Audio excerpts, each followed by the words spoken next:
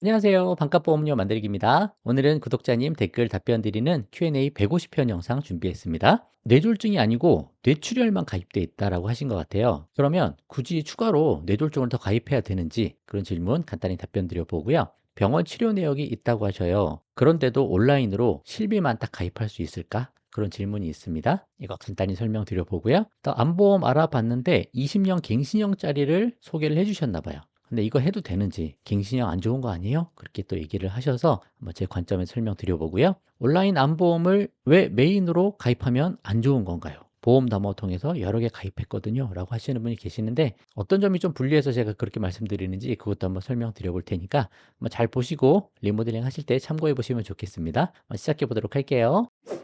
자, 간단합니다. 뇌졸중이 아니고 뇌출혈로 가입되어 있다면 추가로 가입해야 되는지 예전에 가입한 생명보험사 상품에서 뇌출혈로 많이 팔았거든요. 그때는 그거까지만 팔았어요. 그거를 지금까지 유지하고 계신 분들은 뇌출혈만 돼 있으니까 저는 늘 뇌졸중 이상으로는 하자 말씀드리니까 이게 있는데 또 가입해야 되느냐 그거죠. 여러분 뇌졸중 뇌출혈 범위 이렇게 간단히 찾아보시면 쉽게 볼 수 있습니다. 이렇게만 봐도 뇌출혈이 16%, 뇌졸중이 77%, 그거보다 더 큰 뇌혈관 질환 진단비 이렇게 있죠.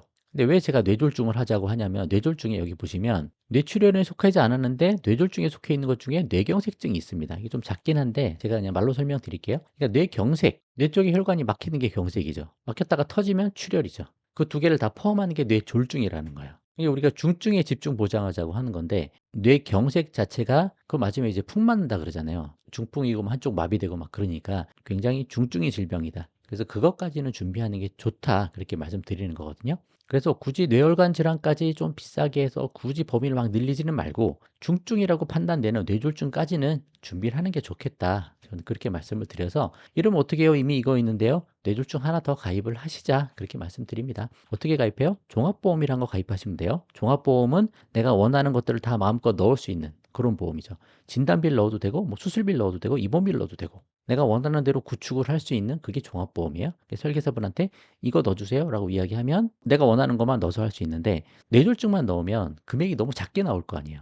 그러니까 최소 보험료 같은 게 있으니까 뭐 2만 원 넘어야 된다, 3만 원 넘어야 된다 그런 게 있으니까 다른 것까지 좀 채워 넣어서 그 금액 맞춰서 가입하시면 될 것 같습니다. 그래서 보험의 정답은 없지만 뇌출혈은 조금 부족하다고 생각되니까 이왕 준비하실 거 3대 질병까지는 뇌졸중까지는 준비하시는 게 좋겠다. 그렇게 말씀드려 보도록 할게요. 자, 4세대 실비를 온라인으로 가입하는 방법 제가 설명드렸죠. 보험담호와 통해서 내가 집에서 실비만 단독으로 가입할 수 있다. 병원 치료 내역이 있어도 바로 되나요? 그렇지는 않습니다. 이게 조금 단점이긴 단점이죠. 온라인이고 비대면이다 보니까 꼼꼼하게 보는 거예요. 뭐라도 하나 걸리는 게 있으면 보류시키거나 거절이 나오는 거죠. 그러면 병원 치료 내역이 있다고 다 거절됩니까? 그게 아니죠. 뭐예요? 우리는 병력에 대해서 계약 전 알릴 의무사항 이것만 이야기하면 되는 거예요. 그럼 이거에 해당이 되면 보험회사가 리젝트를 할 수 있지만 내가 병원 갔다고 여기 다 해당되는 게 아니에요. 예를 들어 4개월 전에 병원 가서 치료를 좀 받았어요. 그러면 여기 3개월 이내에 해당 안 되잖아요. 3개월 1번, 2번 요 두 개 다 그냥 X예요. 아니요, 아니요. 그죠? 그럼 내가 최근에 병원 갔다 와도 3개월만 넘기면 1번, 2번은 패스할 수도 있다. 그런 거잖아요. 그러니까 이 문구들을 잘 보시고 피해가면 피해갈 수 있다는 거죠. 3개월 피했으면 그 다음은 1년 그리고 5년, 5년이죠. 요거 피할 수 있는지만 보시면 된다는 거죠. 근데 이 중에 하나라도 걸리는 게 있으면 가입이 안 될 수도 있고 혹시 또 모르니까 부담 붙잡고 가입될 수도 있는 회사도 있을 수 있으니까 한두 곳만 시도를 해보고 안 되면 설계사 도움을 받자. 설계사한테 하면은 조금 더 심사 조건이 완화돼서 가입이 됩니다. 또 A 회사는 안 돼도 B 회사는 될 수도 있고 어떤 데는 할증으로 될 수 있고 어떤 데는 부담으로 될 수도 있고 회사마다 조건이 다 다르니까 좀 알아보시고 하시는 게 좋을 것 같아요. 그렇게 설계사 통해서 도움을 받아보시고 병원 치료 내역이 있어도 될 수도 있고 안 될 수도 있으니 계약 전 완료 유무 사항 꼼꼼히 보시고 판단하시면 좋겠다. 그렇게 말씀드리도록 할게요. 선생님 항상 잘 보고 있고 책도 구매해서 잘 보고 있는데 그래도 여전히 어렵습니다. 근데 보험이 좀 이렇게 어려우신 것 같아요. 그래서 방송도 좀 여러 번 듣고 Q&A 같은 거 많이 들으시다 보면 이제 딱 느낌이 올 때가 있으실 거예요. 아, 이렇게 하면 되는구나. 그때 리모델링 시작하시면 됩니다. 암보험 괜찮은 거 하나 들까 해서 알아봤는데 20년 갱신형이더라고요. 보장이 괜찮아도 갱신형은 좀 별로인 거 맞죠? 이렇게 얘기하신 거예요. 자, 알아봤는데 20년 갱신형이더라. 이거부터가 조금 문제인 것 같아요, 제 생각에. 여러 가지 알아보셔야 되는 거예요. 한 분 만나서 하시면 안 되고 두세 분 만나서 여러 가지 설계안을 받아보시자. 이렇게 말씀하신 거 보면 비갱신이 더 좋겠다라고 생각하시는 것 같은데 갱신형만 왔던 그런 케이스일 것 같거든요. 그럼 다른 설계사 통해서 또 알아보시면 되죠. 요즘에 GA 대리점 컨택하면 한 설계사분이 3개 회사까지는 견적서를 뽑아주시니까 3분만 만나도 9개잖아요. 그 제가 아이셀렉트도 하는 거고. 꼭 여기 아니라도 여러 설계사분들 컨택해서 해보시면 좋은 겁니다. 그러면 더 좋은 조건 찾아낼 수 있고요. 20년 갱신형이라고 무조건 안 좋은 거 아니고 이 질문하신 분 연세를 제가 잘 모르지만 뭐 젊은 나이시면 비갱신으로 하시는 게 당연히 좋습니다. 근데 만약에 65세다 그럼 20년 갱신형 해도 괜찮죠. 왜냐 85세까지 보험료가 안 바뀌잖아요. 20년이 지날 때 딱 그때 갱신이 되는 거니까. 그럼 65세에서 85세까지 같은 보험료로 그냥 끌고 가는 거예요. 비갱신형 똑같죠. 그러다가 85세 때 갱신될 때 크게 오르니까 그때 그 보험 버리는 거고요.